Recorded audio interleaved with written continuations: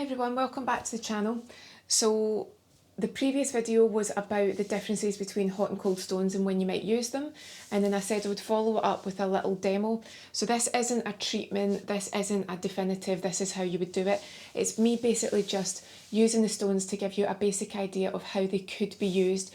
So don't get too hung up on it, don't get too hung up on placement.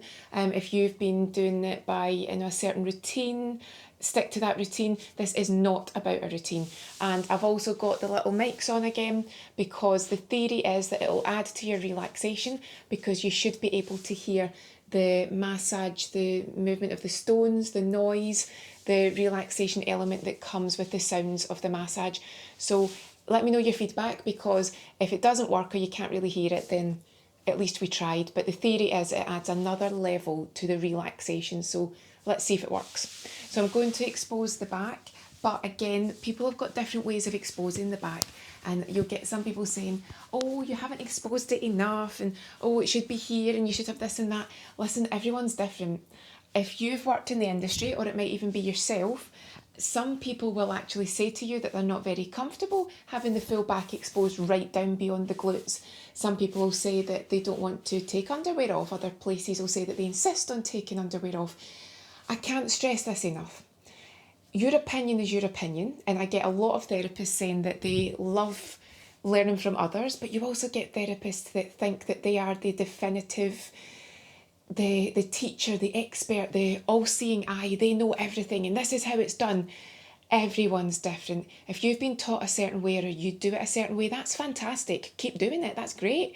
But everyone has their own different requirements, their own different ways of doing things. I've had clients that have had bad experiences, maybe medical experiences or experiences in salons, and they say, please, I do not want this, or can we adjust that? And I personally listen to them. Some people might say, nope, it's my way or no way. That's their choice. But I always feel that the therapist and the client should be a good fit with each other. Otherwise, it just doesn't work. So if anyone wants to moan and say that you haven't exposed the back enough, that's your prerogative to have that opinion, but it's just an opinion. So let's just enjoy a little demo, and we'll not get too hung up on it, and we'll just see the basics of what you can do with hot stones, and not so much, but we'll still incorporate some cold stones. So I'm just going to put some massage medium on just now, warm up the tissues, and then we can start with some hot stones. So I've applied some massage medium, and I'm now just doing some very simple effleurage, and it's to warm up the tissues, to introduce my touch, and also just to prepare for the stones. It would be a bit of a shock to the system if you just instantly put the stones on the skin. But again, there might be different people out there, different methods where they'll say, no, actually I do start with the stones. So everyone's different. But just by doing some very simple effleurage, in my experience, it just prepares the person on the bed for the massage. It takes a bit of time when you're originally massaging, you're just beginning. Takes a bit of time to settle into it, to relax, almost to calm down. Some people are nervous, some people are really looking forward to it. It's almost like excitement. Some people are stressed. And it takes a little bit of time just to settle down. It's also the client-therapist connection. So you're feeling the area, you're feeling for tightness and tension, possibly assessing the area, looking for any contraindications that no one was aware of. You're making sure that the massage medium is covering the area. At this stage, you might also be making sure that there's no irritation with the massage medium. Once in a blue moon, not very frequently, someone might take a reaction to a product. So all these things that you're checking. And then you might also ask your client at this stage if the pressure's okay, if there's any aches or pains or areas that they really want you to focus on. So your effleurage is not just a part of the massage, it's also attached to client therapist psychology too. Now, there are many different ways that you can do hot stones, and the way that I was taught, so it is my preference. It's not always your preference the way you were taught. Sometimes you're taught and then you find a better way, or sometimes you modify to create your own way. But I liked doing some sequences of Swedish manual body massage before you introduce the stones. And then I like introducing the stones at the top of the body, so you walk up to the head, the neck and the shoulders, and you introduce the stones from that area, and then you work down. And the reason why I like that, hot or cold, is because that area can tolerate the heat a lot more than the base of the back. Base of the back is more sensitive, so when you introduce heat down here, it can actually be a bit shocking. And sometimes if it was a bit too hot, or not even too hot, but just unexpected, someone could jump. But if you introduce the heat at the shoulders, it's an area that tends to be able to take an introduction of a different temperature more comfortably. And again, client psychology, if you're gently clicking the stones before you start on the body, they'll hear it and they'll be prepared for it. But if they're not prepared and all of a sudden this heat just lands on the skin, it can be a bit shocking. So I'm now going to grab 2 stones, and there always is a bit of a break in contact with hot stones because you're having to get the stones out the heater. Sometimes if it's a water-based heater, you have to dry them. Either way, that you can't stay connected with the skin, so you have to break contact to get the stones. So I'll go and get the stones and we'll start the first part. So I've got my stones, and depending on the temperature, they might be very warm to the touch. So if that's the case, just keep moving them around in your hands, and that way they never get too hot, because you're helping to disperse the heat and you're not holding them to a point where they become unbearable. Also, when you're on the skin, you keep them moving until they're at a temperature where you can actually settle them down when you place them on the spine when you're ready to move on to the next ones. What I like to do is a couple of twists in the hand, and then your palms are now hot, and you can start off at the neck, and you've got warm palms, and you're working down the back, reverse effleurage if you like. And then again I take the stones, a couple of twists in the palm, the heat is dispersed into the palms, warm hands. And what I like about that is it's almost like a step up. So you've started with a manual massage, then you've got warm palms, now you're ready to work with the stones. So once you start on the skin, and I'm starting at the shoulders, at the top of the neck, I'm sliding either side of the spine, working down to the base of the back, sliding around the hips and back up. I'm not on the spine, I'm either side of the spine. When I get to the top of the neck, I turn the stones over and I repeat.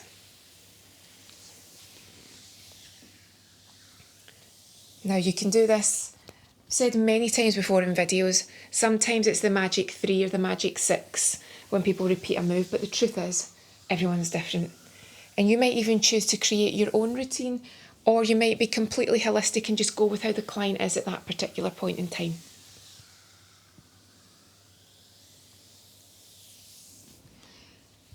Now, we're not going to use a specific routine, but there's so many different things you can do. You can work either side of the spine, just working from the base of the back to the top.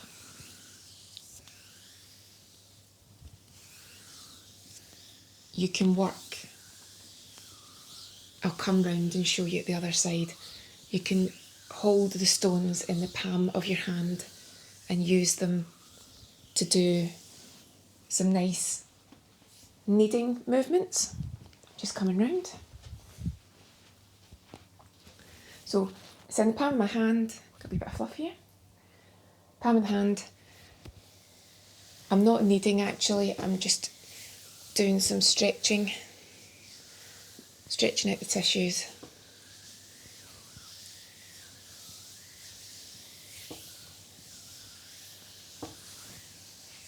Again, I'm not working on the spine.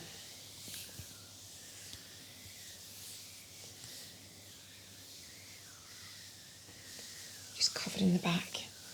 Again, you might see some effleurage because not only are you warming up the tissues and the skin, but you've also got that heat there. And I'm never stopping my movement of the stones. Constantly moving those stones to disperse that heat. I can work up to the shoulders. I can slide down. can turn these stones over as I'm working, make sure that the heat is continuing to move into the tissues. Now I would come round, but I'll block you, so I would normally walk round the table to the other side, but if I do that you won't be able to see anything because I'll be in the way, so I'll just do it this way. Again, sometimes people have a very small treatment area and they can't walk all the way around a table, so that's another time where I would say, even if you feel that someone is doing something differently to you, there might actually be reasons why they had to modify the treatment. So you can't always say, oh, you're doing this wrong, because there might be a reason why they had to change it. These are now cool enough to let them do their thing and just sit on the skin. They won't cause any damage, there'll be no thermal burns, nothing like that. So this is the only time where you can actually leave them on the spine and just let them cool and do their thing. And then we can take more stones. So you dry the stones off.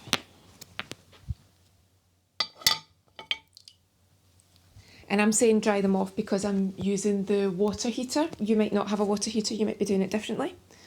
Now I won't go to the top of the body again. So these stones are not as warm because I've let the water cool down. So in this situation, I would be able to start down here because I don't have that higher temperature whereby it might actually shock the client because it's just a touch too warm. So these are cool enough that I can actually start down here. But again, once I start, I keep moving.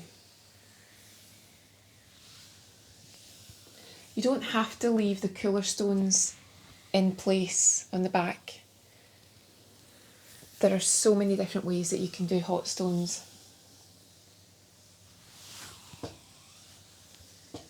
And for everyone that will say that there's a specific routine, there'll be someone who'll say that their preference is to let the stones guide them.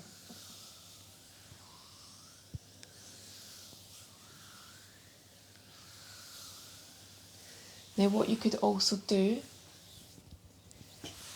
is you could take one hand, so you could place, if a stone was cool enough, you could place it on the back.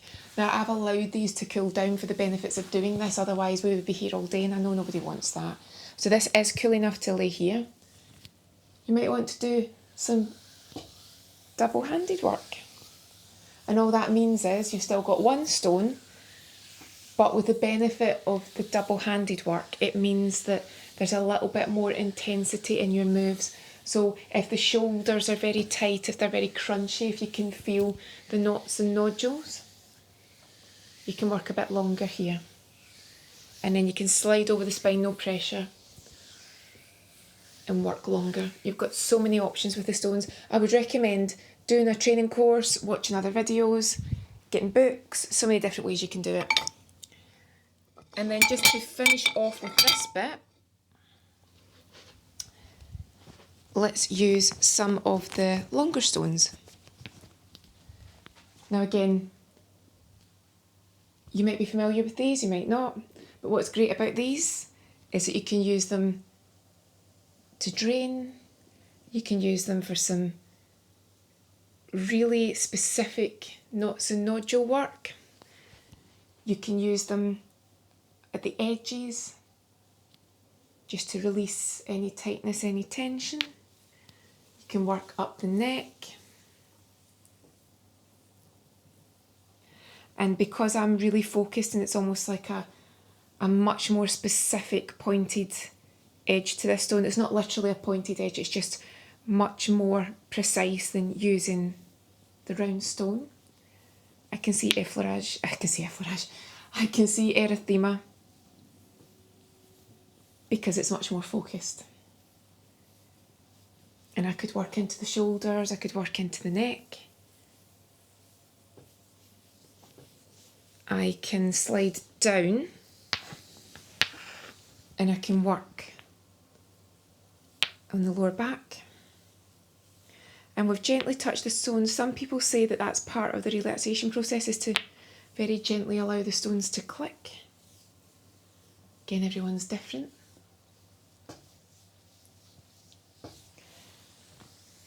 So you can see that there's lots that you can do with them. But the main thing you've got to remember is you're dealing with heat. And when you're dealing with heat, there are obviously cautions that you have to take into account. So I will stop using these at the moment. I'm going to take off these stones and I'm just going to show you some ideas with the cold stones. We've got the cold stones. Now it'd be interesting to see if anybody does a hot and cold stone massage, so you're alternating between the hot and the cold. So it's not something I was trained in, but I reckon that would be a lovely treatment to have if you did hot, cold, but in the right situation. Maybe if someone needed that extra relaxation, maybe it's an athlete, maybe it's someone that's got a bit of inflammation, but it's safe to do the massage. So these stones are very cool to the touch. Now, the difference is, again, that they'll be cold to the touch, but it's still shocking on the skin. If you started here, I think the person would jump or they would tense up. So I would still start at the neck and work my way down. It's going to be refreshing, but it's going to be invigorating. And again, a totally different thing. This time, instead of cooling down, as we use them, they're going to warm up. So I'll move to the top of the neck and we'll do some similar movements, but this time it's the coolness. So I'm at the top of the neck, and again, I'm going to twist them around a couple of times, but this time it's to introduce the coolness. So palms are now reasonably cool compared to how they were, and this will be a much more refreshing and awakening sensation. I could imagine if it was a very, very warm day, this could be quite an interesting treatment to have done too. But I still think alternating between hot and cold would be quite an interesting and pleasant experience, especially because everyone's into their ice baths now and really looking after themselves that way. The benefits of ice baths, the benefits of coolness. So we're now working with these cool stones. These stones are a little bit smaller, as you'll have noticed from the hot stones. That's just because the set that I got wasn't as far-ranging in sizes as the hot stones set. Every time I get to the top of the neck, I'm turning the stones, I'm twisting them round.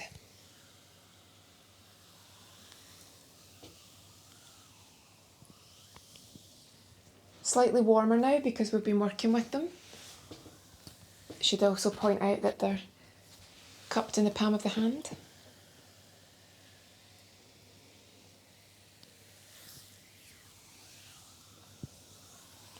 Similar idea, just effleuraging and then twisting them round. They're now starting to get quite warm.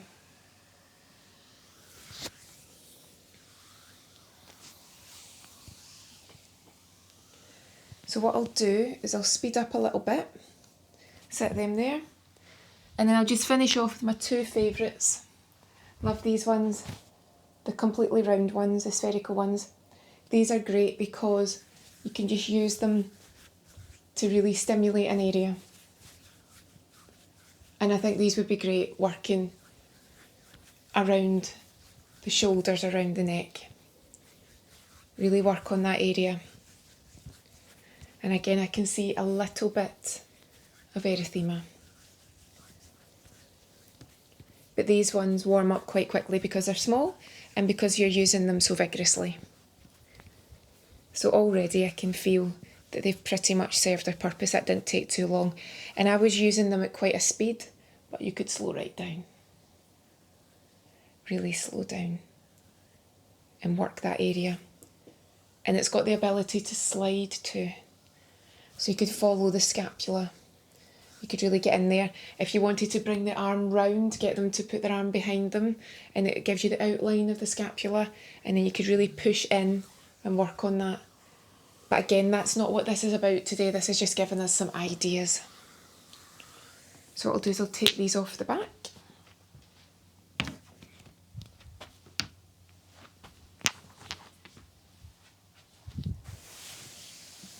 And we've not done a full back massage at all. We've not covered the range of movements, but we've just given some ideas. So I hope you found it useful. Hope you found it interesting, possibly relaxing. let me know if these little mics worked. We can do more of these if you're interested. Have a great day, and I'll see you again soon.